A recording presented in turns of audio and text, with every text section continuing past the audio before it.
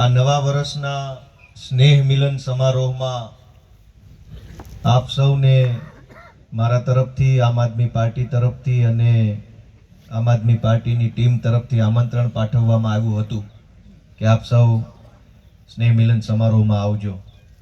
મને ખૂબ ખુશી થાય છે.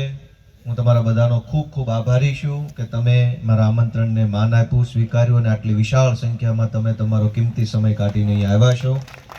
બધાયનું હું હૃદયપૂર્વક સ્વાગત કરું છું અને સૌનો આભાર વ્યક્ત કરું છું. વિશેષમાં અમારા બહેનો બધા આવ્યા છે, એમનો પણ વિશેષ આભાર. બિલકાથી મુક્તાબેન આવ્યા છે, અન્ય બધા બહેનો છે, એમનો પણ સહર્ષ હું સ્વાગત કરું છું. આ આપણા ખેતરનો કામકાજનો સમય છે, મોસમ ફૂલ ચાલે છે, આ વરસાદનું વાતાવરણ થયું છે અને એમ છતાંય તમે દૂર દૂરથી અલગ અલગ ગામડાઓમાંથી, તાલુકામાંથી પધાર્યા.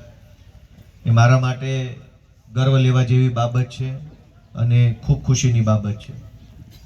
આ સાથે આ કાર્યક્રમની શોભા વધારવા માટે, આપણને સૌને માર્ગદર્શન પ્રેરણા આપવા માટે વિશેષ ઉપસ્થિત રહ્યા છે એવા દિલ્હીના ભૂતપૂર્વ ધારાસભ્ય શ્રી દુર્ગેશ પાઠકજી, જેઓ હાલમાં ગુજરાતના સહપ્રભારી તરીકે કામ કરી રહ્યા છે, અને એવા જ બીજા સહપ્રભારી શ્રી ગુલાબસિંહ યાદવ સાહેબ, એમનું પણ હું હૃદયપૂર્વક ખૂબ ખૂબ સ્વાગત કરું છું.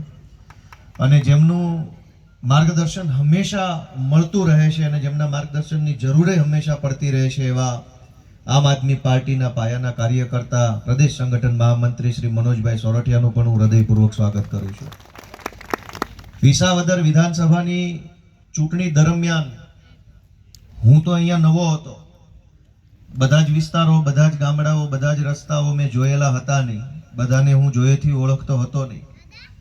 પણ જેમણે પોતે જ ધારાસભ્યના ઉમેદવાર છે અને પોતે જ ધારાસભ્ય બનવાના છે, એવી ધગશથી, એવા ખંતથી જેણે આખી ચૂંટણી પોતાના ખભે ઉપાડી લીધી, એવા અમારા આગેવાન અને વિસાવદરના અસલ ધારાસભ્ય હરેશભાઈ સાવલિયાનો પણ હું હૃદયપૂર્વક આભાર વ્યક્ત કરું છું. હું તો ખાલી કાગળ ઉપર છું, વાસ્તવિક ધારાસભ્ય અમારા હરેશભાઈ સાવલિયા છે.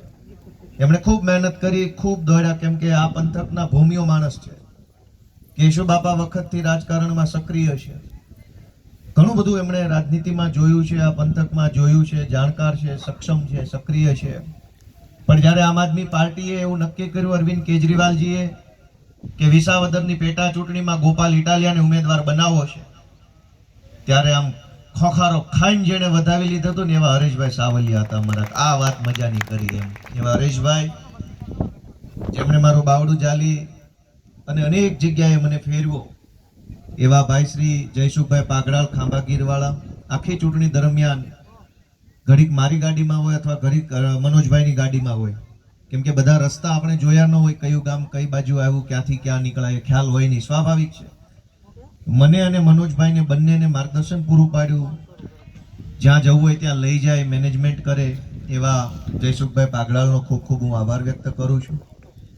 ભેસાણની આમ આદમી પાર્ટીની ટીમનું નેતૃત્વ કરતા એવા પીઢ આગેવાન અમારા વેપારી મિત્ર કિશોરભાઈ સાવલિયા, ન્યા કેમ ઉભા છે?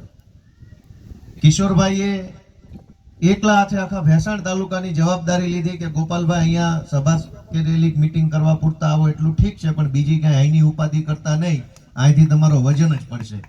અને એ જવાબદારી કિશોરભાઈ સાવલિયાએ સંભાળી. એમની હારે ધવલભાઈ કથિરિયા, દિનેશભાઈ રૂપારેલિયા, કુણાલભાઈ કપુરિયા, અમારા ગટુભાઈ, નિકુંજભાઈ, અનેક આગેવાનો, વિશાલભાઈ મોવલિયા, નામ લેવા બેસીશ તો બહુ લાંબુ લિસ્ટ છે, કોનું નામ બાકી રાખવું, કોનું લેવું, એટલો બધો ભાવ, એટલા બધા પ્રેમ સાથે બધાએ ભેસાણની ટીમે કામ કર્યું. અમારી વડાલ જિલ્લા પંચાયત અને ડુંગરપુર જિલ્લા પંચાયતની ટીમે બધાએ ખૂબ મહેનત કરી. કૈલાસભાઈ સાવલિયા જામકાથી આમ આદમી પાર્ટીના તાલુકા પંચાયતના સભ્ય છે, એમણે ખૂબ મહેનત કરી. અને બધાએ, એટલે મેં કીધું એમ, નામનું લિસ્ટ બહુ લાંબુ છે. પણ આજે આ નવા વર્ષ નિમિત્તે ઋણ અદા કરવાનો, ઋણ સ્વીકારવાનો આ સમય છે કે તમે બધાએ ભેગા મળી અને બહુ મોટું કામ કર્યું છે, મને બહુ મોટા આશીર્વાદ આપ્યા છે. એ બદલ હું તમારા બધાનો ખૂબ ખૂબ આભાર વ્યક્ત કરું છું, બધાનું ઋણ વ્યક્ત કરું છું. રાજકારણમાં તાલુકા પંચાયતની ચૂંટણી જીતવી બહુ મુશ્કેલ છે, અને એમાંય તે તમે હોવ બીજા ગામના અને ચૂંટણીમાં ઉભા રહ્યો બીજા ગામમાં, તો કોઈ દી શક્ય વાત જ નથી હોતી. પોતાના ગામમાં ચૂંટણી જીતવી અઘરી વસ્તુ હોય છે, આજકાલ સમય એવો છે, પૈસાનો પ્રભાવ છે રાજનીતિ ઉપર, ગુંડાઓનો પ્રભાવ છે, સરકારી તંત્ર એકતરફી કામ કરતું હોય એવા માહોલની ચૂંટણી પોતાના ગામમાં જીતવી મુશ્કેલ છે. ત્યારે તમે બધાએ મને આ ગામમાં ચૂંટણી જીતાડ્યો એ વાતનો આભાર માનીએ એટલો ઓછો છે. એની નોંધ ઇતિહાસમાં લખાશે કે તમે બધાએ કેવડો મોટું કામ કર્યું છે, મારી ઉપર કેવડો વિશ્વાસ કર્યો તમે. અને એ તમે જે વિશ્વાસ કર્યો એટલો જ મોટો હરખ મને છે, ઉત્સાહ મને છે. તમે જોતા હશો તો ભાગા ભાગ થઈ ગયો છું. કાલે બપોરે 1 વાગ્યા સુધી હું અહીંયા વિસાવદરમાં હતો. કાલે સાંજના સમયે હું જામનગર હતો ને રાતે પાછો અહીં વિસાવદર આવી ગયો.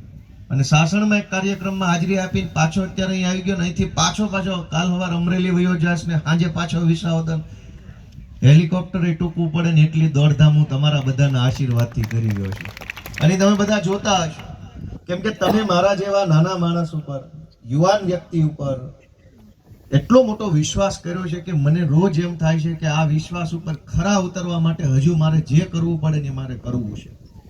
પણ એક વખત આપણે બતાવી દેવું છે કે એક નાના માણસની તાકાત કેવડી હોય છે. દોસ્તો, આજે મને કહેતા બહુ ખુશી થાય છે કે વિસાવદર વિધાનસભાનું નેતૃત્વ તમે મને સોંપ્યા પછી વિધાનસભાની અંદર મેં ખૂબ બધા પ્રશ્નો આપણા વિસ્તારના અને ગુજરાતના પ્રશ્નો ઉઠાવ્યા. જિલ્લાની મિટિંગોમાં, તાલુકાની મિટિંગમાં, પ્રાંતની મિટિંગમાં અલગ અલગ અનેક પ્રશ્નો ઉઠાવ્યા. અને આ સિવાય 3 તાલુકામાં આપણી ઓફિસ ખુલ્લી છે. મને હરેશભાઈ કહેતા હતા કે આ લગભગ છેલ્લા ઘણા વર્ષો પછી આવું પાછું જોવા મળે છે કે 3 તાલુકામાં આમ આદમી પાર્ટીની ઓફિસ ચાલુ હોય.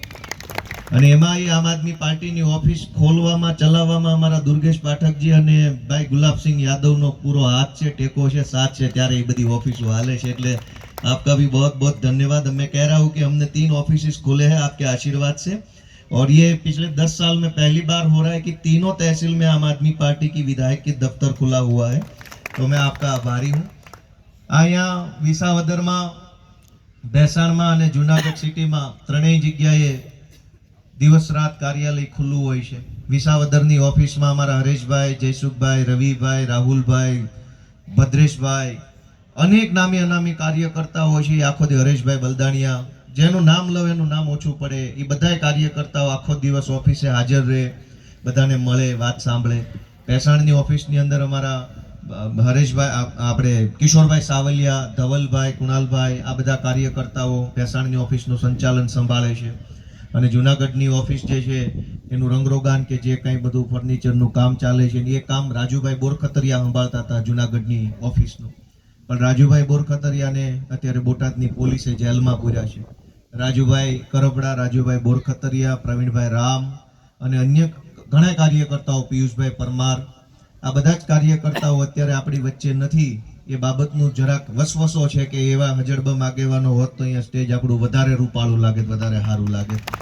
પણ કાંઈ વાંધો નહીં, આપણે સંઘર્ષનો રસ્તો પકડ્યો છે, લડવાનો રસ્તો આપણે પકડ્યો છે. અને સારી વાત એ છે કે હું તો લડવા વાળો માણસ છું પહેલેથી.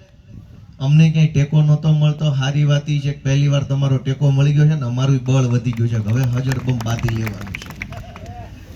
દોસ્તો, સરકાર હમણાં નવી બદલાણી, ધારાસભ્યો બદલાણા, મંત્રીઓ બદલાણા, બધા મંત્રીમાંથી ધારાસભ્ય થઈ ગયા.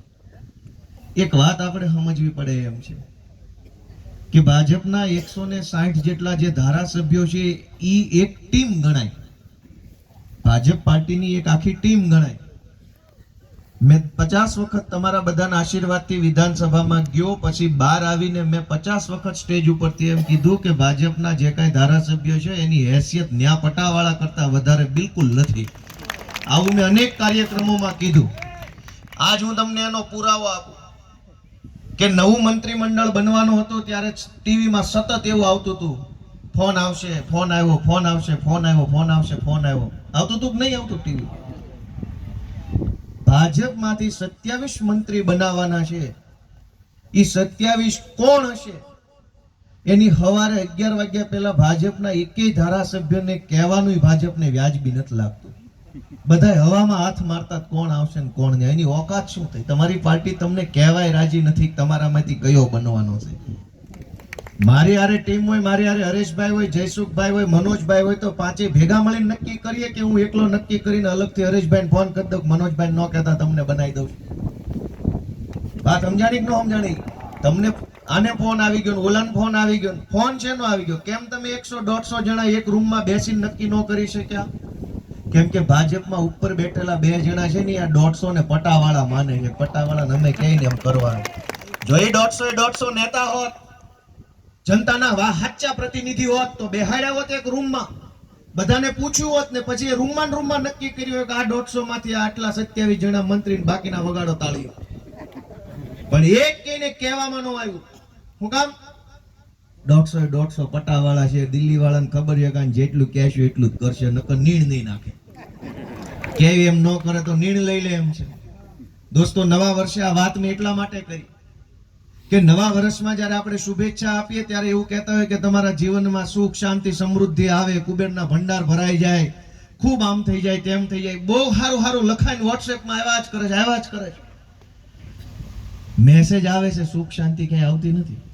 દર દિવાળી આવું થાય, ઇનબોક્સ ભરાઈ જાય, વોટ્સએપ ભરાઈ જાય, ફેસબુકમાં ઢગલા મોઢે શુભેચ્છાઓ આવે છે. પણ ખરા દિલથી વિચારીએ કે ખરેખર જીવનમાં કઈક શાંતિ આવી તો નથી આવી હોતી. શું કામ? જે નેતાના ભરોસે આપણે સરકાર મૂકી છે એની નેતામાં દમ નથી, તો એના ભરોસે આપણી સરકાર હાલતી હોય તો આપણા જીવનમાં સુખ ક્યાંથી આવે? આપણો નેતા હજળબમ હોવો જોઈએ, આપણો નેતા નિર્ણાયક હોવો જોઈએ, આપણા નેતામાં પાવર હોવો જોઈએ કે